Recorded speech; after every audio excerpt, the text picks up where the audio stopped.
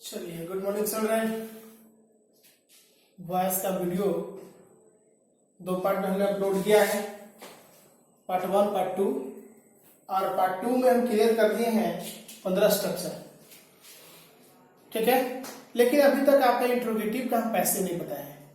यह पार्ट 3 जो बनेगा वीडियो, वॉइस का पार्ट 3,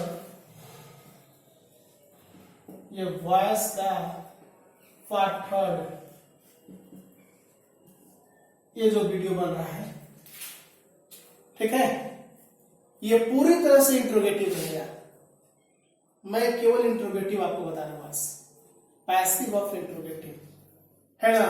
पूरा स्ट्रक्चर को इंट्रोगेटिव हम कैसे करेंगे, चले एकदम ध्यान से समझिएगा। किसी भी सेंटेंस को पैसिव ऑफ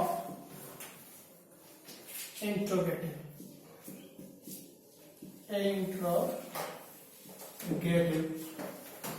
सेंटेंस,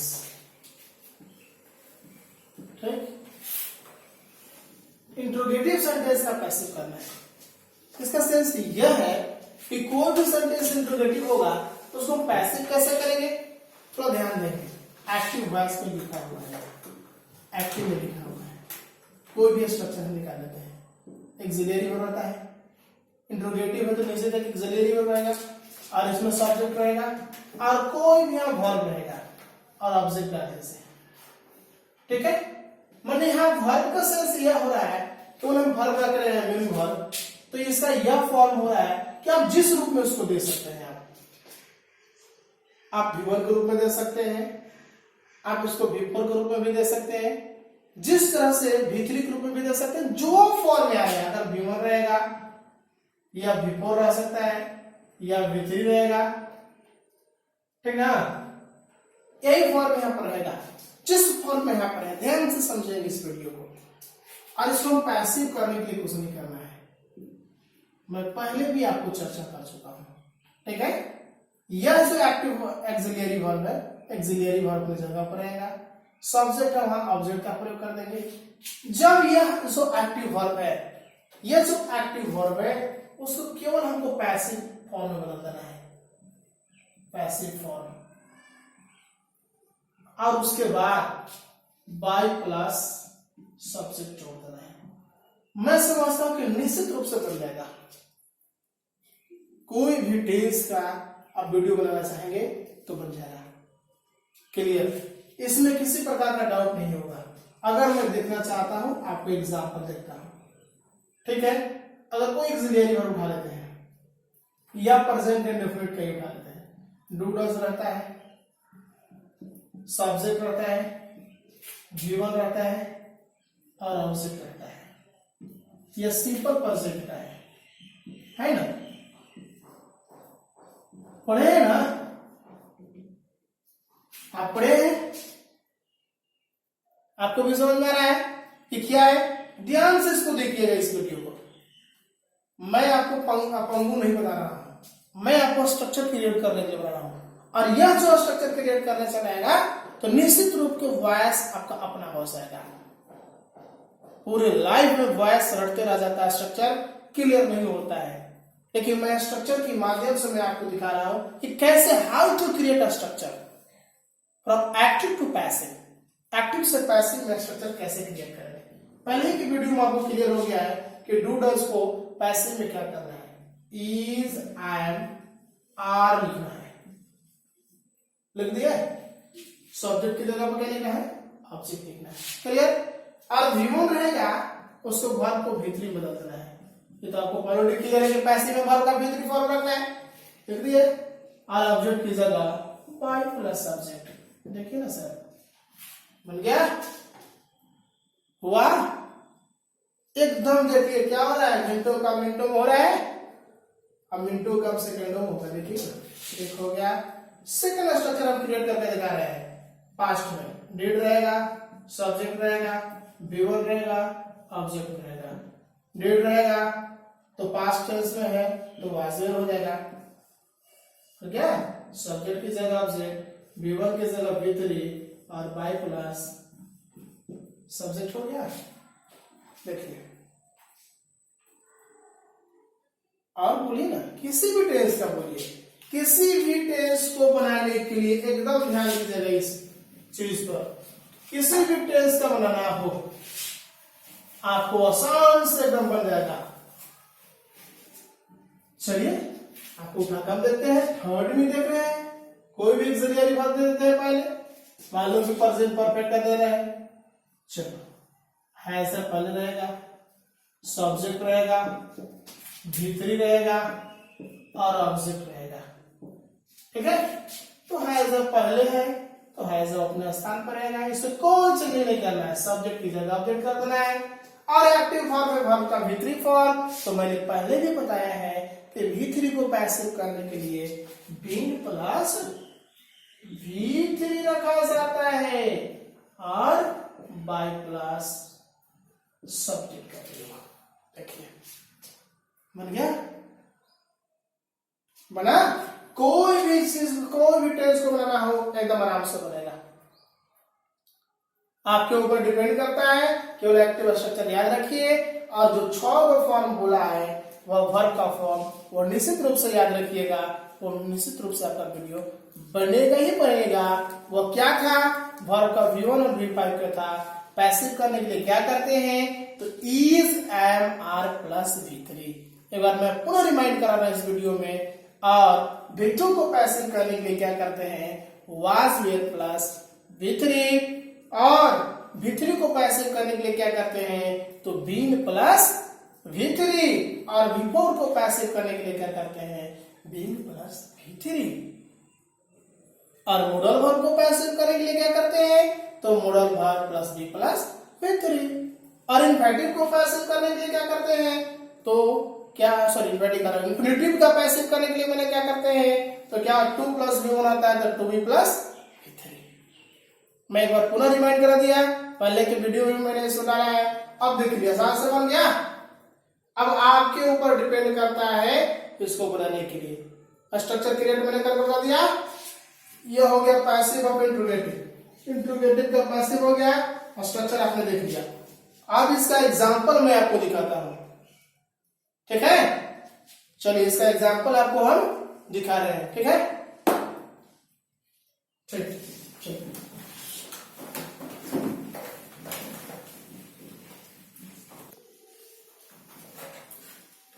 चलिए एग्जांपल है, सेम एग्जांपल आप उसी तरह से देखिएगा, रटना मारना नहीं, रटा मार से नहीं बनता है वॉइस, एकदम यहां समझिए, एकदम मैथमेटिक्स की कंसेप्ट की तरह मैं आपको बताऊंगा।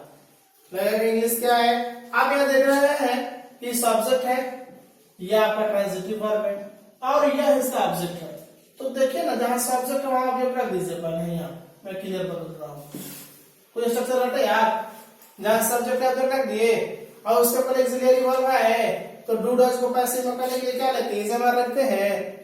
इंग्लिश का आंसर कुछ हो जाएगा, इज होगा। देखिए ना सर कितना बढ़िया से बन गया, इज इंग्लिश हो गया। और देखिए B1 फॉर्म है, उसको भीतरी में चेंज कर दीजिए, ठीक है। और जहां ऑब्जेक्ट है वहां क्या लगाएंगे, सब्जेक्ट का प्रयोग करेंगे, तो बाय प्लस यू का ऑब्जेक्टिव केस क्या होता है, यू होता है, ठीक है ना। बना, कोई भाई पढ़ रहा है आपको, एकदम नहीं, दिमाग को फ्रेश करके रखिएगा। जैसे देखिए, have you not taut mathematics, ठीक है।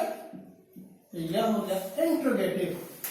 चलिए मैंने जो बोला है वो देखिएगा, ये देखिए सब्जेक्ट है पूरा यहाँ पर क्लियर मैं कर रहा हूं। सब्जेक्ट है तो ऑब्जेक्ट डाल दीजिए, मैथ्स डाल दिए, और मैथ्स के अनुसार क्या होगा, हैज चलता है तो हैज चलेगा, तो हैज मैथ हो गया, हैज मैथ्स हो जाएगा। नॉट अपनी जगह पर रहेगा, सब अपनी जगह पर ही रहेगा। टाउट V3 फॉर्म में, तो बीन ट्राउट बाय यू। देखिए कितना आसान तरीका से बन रहा है, क्लियर। मैं समझता हूं कि सारे क्लियर हो रहा, कोई भी टेंस कर लीजिए, जैसे had she not played tennis, कोई टेंस से कोई मतलब नहीं है। हैड रहेगा तो हैड रह जाएगा, सी के जगह पर टेनिस हो जाएगा, नॉट है अपने जगह पर रहेगा, और प्लेड के क्या बन जाएगा, बीन प्लेड हो जाएगा। ठीक है, been played by her. Clear? ये तीनों एग्जांपल आप देख लीजिए, फर्स्ट, सेकेंड और थर्ड। निश्चित रूप से आपको क्लियर हो जाएगा, इसमें नो डाउट। ठीक है, पूरा बढ़िया से इसको देख लीजिए। चलिए आगे आपको हम दिखाते हैं। आपको रट्टा नहीं मारना है, रट्टा मार के से नहीं पढ़ा जाता है। अब रहेगा पैसिव ऑफ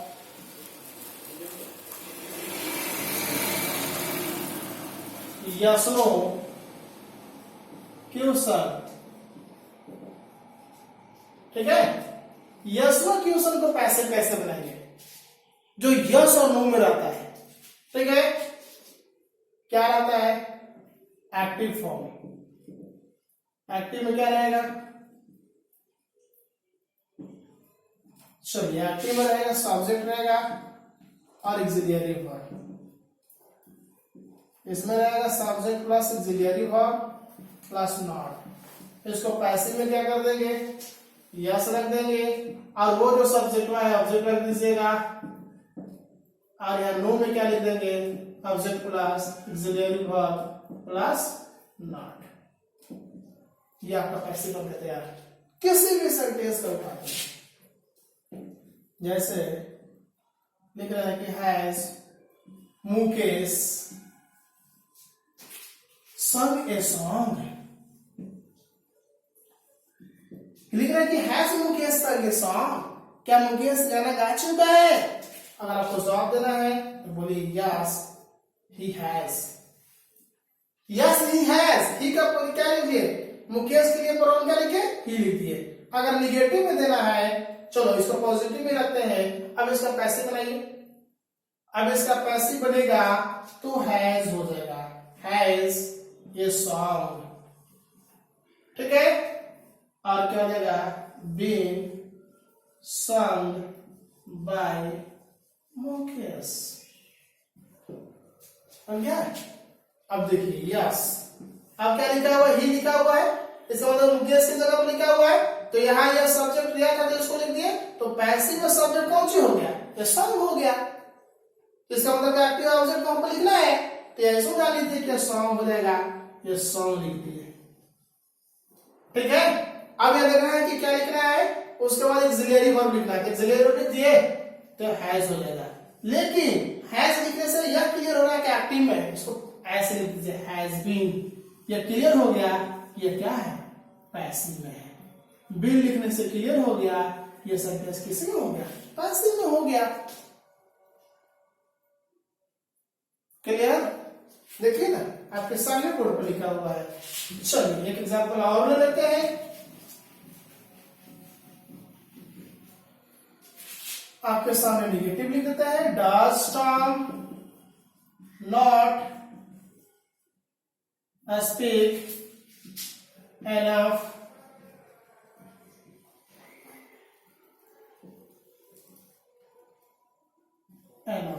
करें does Tom not speak enough. क्या टॉम अधिक नहीं बोलता है? अब इसको क्या करना है?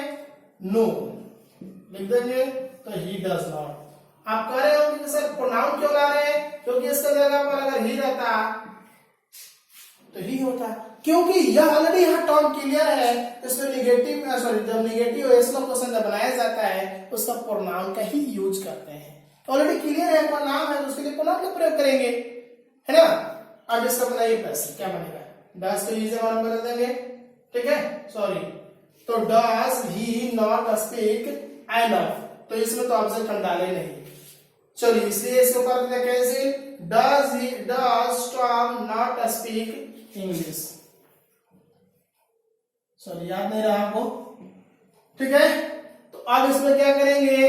जैसे does Tom not speak English होगा, क्या टॉम अंग्रेजी नहीं बोलता है? तो इसका सेंस हो रहा है नो ही डज नॉट। इसका मतलब कौन सी? He does not speak English, वो अंग्रेजी नहीं बोलता है। इसको छुपाया जाता है, क्योंकि ऑलरेडी क्वेश्चन जो ऐसा ही पूछा जा चुका है।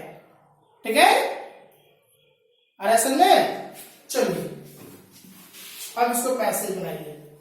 तो डू डज से क्या कर देंगे, इज एम आर कर देंगे। तो इज टॉम के साथ क्या हो जाएगा, इंग्लिश हो जाएगा। नॉट है तो नॉट रह जाएगा। स्पीक का भीतरी स्पोकन हो जाएगा बाय टॉम, बाय टॉम हो जाएगा। नो बोलेंगे नो। अब इसका ही डज नॉट है तो ही टॉम की जगह पर इंग्लिश लिखाते हैं, यहाँ भी इंग्लिश लिख दीजिए। तो इंग्लिश इज नॉट हो जाएगा। इसका सेंस हो रहा है English is not spoken by Tom या हिम। यह आपका कॉलोक्वियल इंग्लिश स्पोकन इंग्लिश में बहुत ही काम करेगा। यह स्पोकन इंग्लिश में चलता है, जिसको बोलचाल की भाषा में आपको कहा जाए, यह आपको पूरी काम करेगा। क्लियर? ठीक है, चलिए अब आगे देखते हैं। अगला आपका रहेगा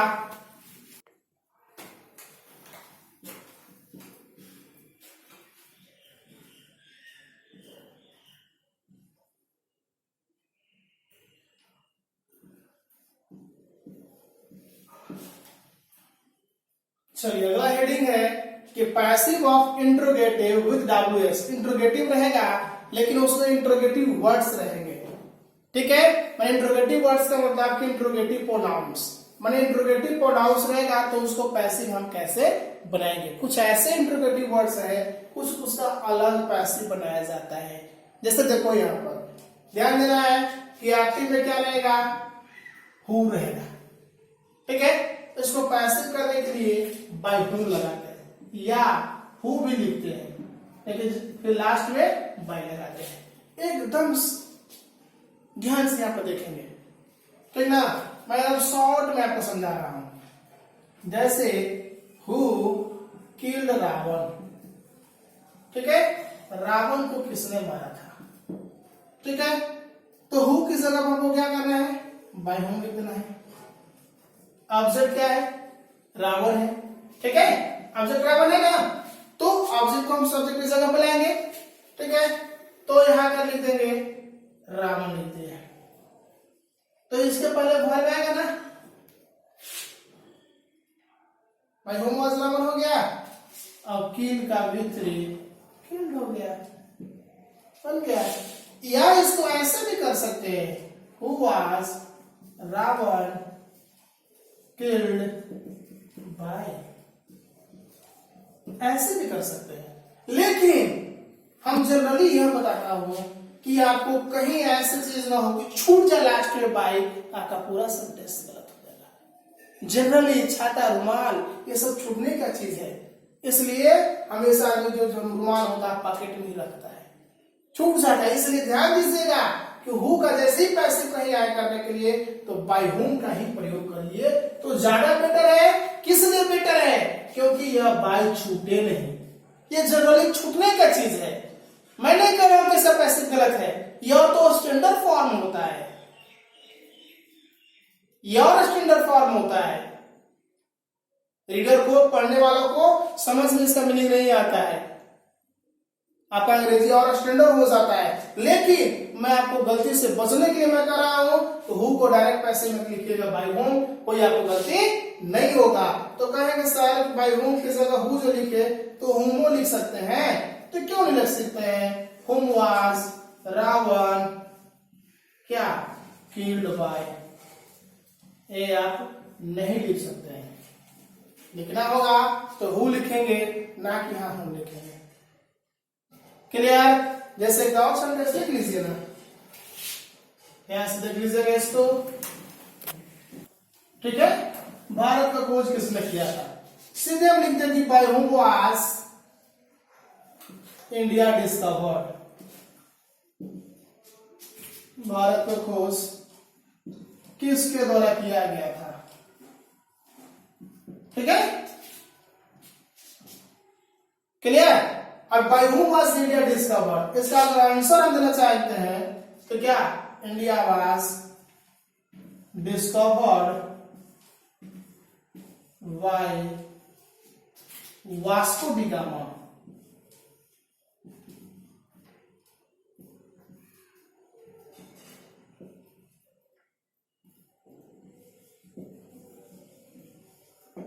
वास्को डी गामा, मैं लिख दिया कि India was discovered by Vasco D gamma.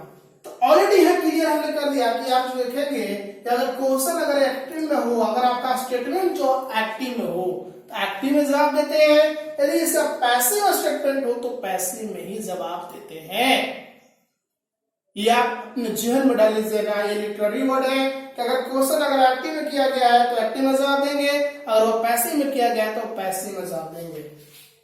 अगर यहाँ पे क्वेश्चन एक्टिव में था कि हु डिस्कवर्ड इंडिया, तो सीधे होता कि Vasco D gamma discovered India. Clear? यह होता क्योंकि एक्टिव में क्वेश्चन था तो एक्टिव में जवाब दिए। चलिए ये तो हो गया हु का। अब इसी तरह से रहेगा आगे इसका जो स्पेशल है, मैं उसी को बता रहा हूं। ठीक है, अब रहेगा होम, तो इसको लगाते हैं who.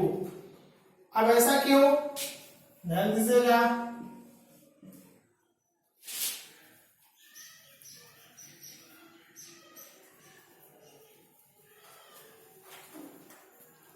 Whom do you love most?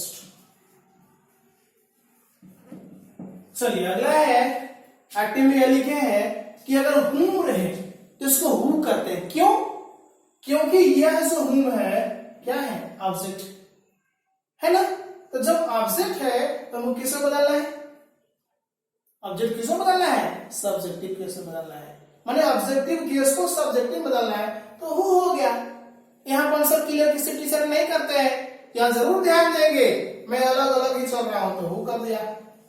अब डू यू लव मोस्ट, यह क्या हो गया, डू की जगह पे इज का प्रयोग कर देंगे तो हु इज, लव का बेहतरी क्या हो जाएगा, लव्ड हो जाएगा। Who is loved, who is loved most by you. ऐसा क्यों, क्योंकि यह जो है क्या है, सब्जेक्ट है, और यह यहाँ पर क्या है, ये ऑब्जेक्ट है। क्या है, ऑब्जेक्ट है। ऐसा इसमें ऑब्जेक्ट है नहीं, आपने पैसिव कर दिया क्योंकि ऑलरेडी हु जो है, सॉरी हुम जो है ऑलरेडी क्या है, ऑब्जेक्ट है, इसलिए इसका पैसिव बन गया। तो यह ऑब्जेक्ट को सब्जेक्ट में परिवर्तन करिएगा ना, तो यह क्या हो गया, ये सब्जेक्ट हो गया श्रीमान, यह हो गया सब्जेक्ट और यह हो गया आपका ऑब्जेक्ट। देखिए तो बन गया ना। आप देखिए ना, whom have you called, आप किसे बुला चुके हैं, तो whom का क्या हो जाएगा, who हो जाएगा, who has been called by you। देखिए कितना ऐसा बन गया ना, समझ में आ रही है, बिल्कुल समझ में आएगा, नो डाउट। ठीक है, चलिए आगे करते हैं अगला। अब उसी तरह से रहता है विच, जो चेंजेबल है मैं उसी को बता रहा हूं। अब रहेगा विच, एक्टिव में रहेगा विच, इसको बाय विच भी कर देते हैं। या जैसे देखो, विच गर्ल cheated you, इसका सेंस हो रहा है कि कौन सी लड़की, कौन लड़की आपको ठग चुकी है, ठगी थी, तो यह हो जाएगा कि by which girl were you cheated, बन गया। या विच डॉट डॉट लास्ट में वाई लगाते हैं, जैसे which girl were you cheated by ये भी बनाया जाता है। ये आपका पैसिव बन गया। ये सब था पैसिव, स्पेशल पैसिव था, स्पेशल था इसका स्ट्रक्चर। बाकी जितने भी इंट्रोगेटिव प्रोनाउंस हैं सबका सामान्य है। देखिए मैं आपके सामने पेश कर रहा हूं, सबका एकदम सामान्य से बनेगा, यह याद रखिएगा। पुनः एक बार मैं रिमाइंड करा दे रहा हूं, हु को पैसिव करने के लिए बाय हुम करेंगे या हु प्लस लास्ट में हम बाय लगाएंगे, और हुम को पैसिव करने के लिए हु करेंगे, और विच को पैसिव करने के लिए बाय विच करेंगे, या which dot dot by last में हम जोड़ेंगे। ठीक है, चलिए आगे जो है एकदम सामान्य। चलिए आगे रहेगा जैसे डू यू लर्न इंग्लिश, अब इसको पैसिव बनाइए तो क्या बनेगा, is English learned by you, यही ना बनेगा, is English learned by you. आप बोलेंगे यह सब तो इंट्रोगेटिव हो गया, अब इसमें तो कोई इंट्रोगेटिव प्रोनाउन है नहीं, लेकिन मैं अगर इसमें डाल दूं वाई, डाल दिया कि वाई डू यू, अब इसके जगह मैंने डाल दिया कि why do you learn English, अब डू को स्मॉल कर दीजिए। चलिए why do you learn English, इसके पहले हो गया बन गया। अगर इसके जगह पर वेयर रहेगा, वेयर यहां रहेगा तो यहां भी वेयर रहेगा, बोलिए ना। अगर इसके जगह पर वेन रहेगा तो वेन रहेगा, जिस तरह से रहेगा उस तरह से हम पुनः कर देंगे। क्लियर, जिस तरह से यहां रहेगा उस तरह से लोड कर देंगे, इसमें कोई स्पेशल की बात नहीं है, केवल इंट्रोगेटिव होना चाहिए, और इंट्रोगेटिव के पहले अगर कोई वर्ड्स है तो लिख देंगे।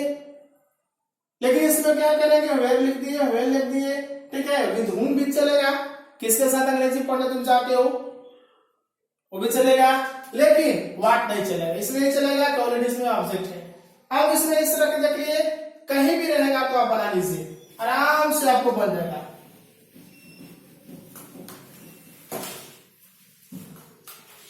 जैसे